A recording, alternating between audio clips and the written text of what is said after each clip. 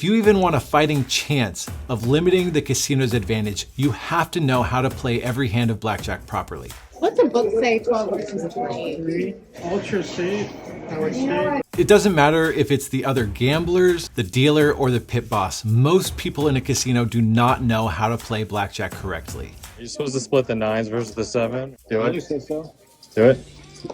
I'm going to share with you 7 of the most commonly misplayed hands, many of which you may be playing wrong yourself. Hey, I'm Colin from Blackjack Apprenticeship. I'm a former professional blackjack player and I co-manage blackjack teams responsible for beating casinos for roughly $4 million, and now I teach others how to count cards through Blackjack Apprenticeship. If you're new to blackjack, all you want is to give yourself the best chance of winning as possible. Before you think that involves some betting system or card counting, or as the guy at the table next to me yesterday said, following the algorithm, whatever that means, you have to first know how to play every hand of blackjack properly. So let's jump into 7 of the most misplayed hands I see in the casino, starting with 12 against a dealer's 2 or 3. This hand can be misplayed in a couple of ways. The first is someone who doubles a 12 against a 2 or 3, and if that's you, stop it.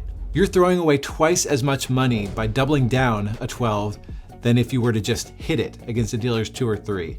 If this isn't you, well, then you can grin on the inside next time you see someone else at the table do it, because it is such a bad playing decision. The more common way it's misplayed is by standing on a 12 against a 2 or 3. And I get the idea. You're thinking, I don't want to bust, and a 10 might be coming, so I'll let the dealer take the bust card. But the dealer is more likely to make their hand than to bust when they have a 2 or 3 up. So that makes this one of those difficult hands where it's negative expectation whether you stand or hit. The idea isn't to win on a hand like this, it's to lose less. So it's like if I said, do you want to fight a bear or a dog? You don't want to fight either, but you're going to choose a dog over a bear. So with a 12 against a dealer's 2 or 3, you're going to choose to hit this hand rather than stay, and you'll lose less. The next most commonly misplayed hand is insurance. I have an entire video about this called The Truth About Insurance and Even Money. Players make the mistake of thinking that the insurance bet is somehow tied to their hand at blackjack. In reality, insurance is a side bet, so it's no more valuable to insure a 20 as it is to insure a 16. I won't go into the full explanation here because that's all in that other video, but you should never buy insurance unless you know how to count cards. On average, the casino has a 7.4% advantage over the player when the player buys insurance. Another way of thinking about it wrong, and this is what the dealer said to us yesterday when we asked them, is that if he has $5 out, he won't insure it because that's not much money. But if he has more money out, he'll insure it because that makes it a smart bet. Are you ever supposed to take insurance? I do, depending on how much my bet is and what the dealer is. It doesn't matter the amount you bet. The casino has an edge over you. If you're not a card counter, you should never buy insurance.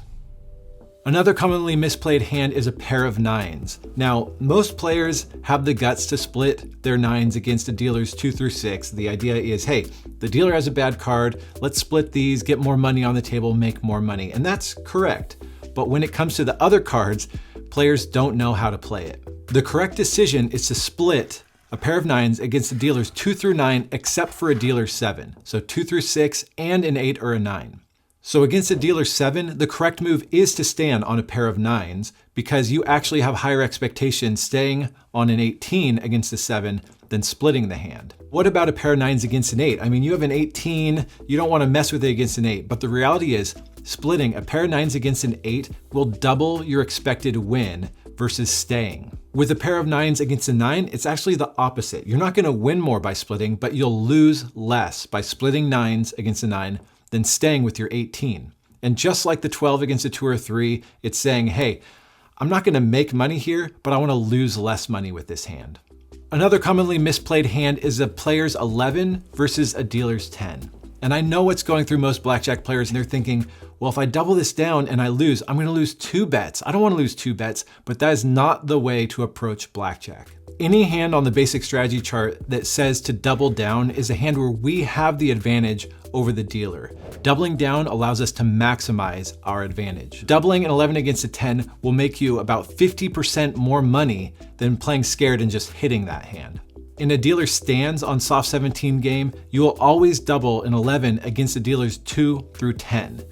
In a dealer hits a soft 17 game, you will double an 11 against any dealer hand 2 through ace. Sure, anything can happen on any given hand, but we're playing the odds and that will help us in the long run.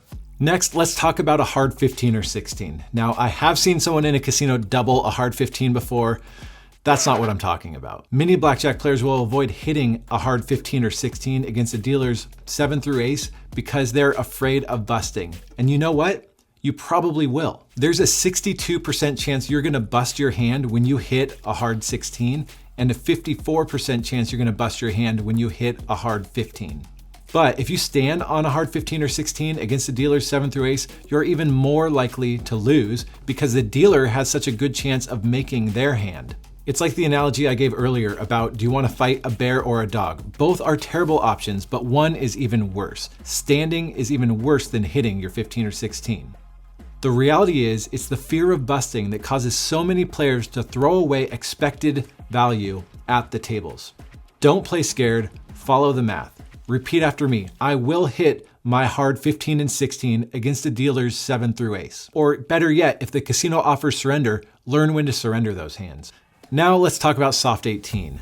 The fastest way for me to figure out if someone knows anything about how to play blackjack is to ask what they do when they're dealt a soft 18. So let me tell you about Dusty. Dusty is a guy that joined our blackjack team very early on. He went on to win hundreds and hundreds of thousands of dollars for us. But when I first met him, he claimed to also be a card counter. And I was like, oh, what do you do with the soft 18? And he said, usually I stay. He had no idea how to play this hand. Neither does anyone else in the casino. The irony with this hand is that playing the hand properly actually makes you look like a worse blackjack player to most people in a casino. But trust the math. The correct decision is to double a soft 18 against a 2 through 6, stay against a 7 or 8, or hit it against a dealer's 9, 10, or ace. The next most common mistake at a blackjack table is how people play any sort of blackjack variant. I've come across some games in casinos where it's a variant on blackjack, and by following the traditional blackjack basic strategy, gave the casino a huge edge against the player, like double or triple a normal blackjack table. But by learning how to play the correct strategy for that game, it gave me an edge over the casino. Beware that the basic strategy chart that you find on our website or just by searching on the internet is probably based on just a traditional blackjack table, but there's all these weird games all around the world with different changes to the rules, and you can't use the normal basic strategy chart for those other tables. Be careful because most of these variants are far worse for the player than regular blackjack, but if you're gonna play a variant, learn the right basic strategy for that game. Speaking of blackjack variants, Las Vegas is littered with these all around town, so check out our video, The 5 Worst Blackjack Games in Las Vegas.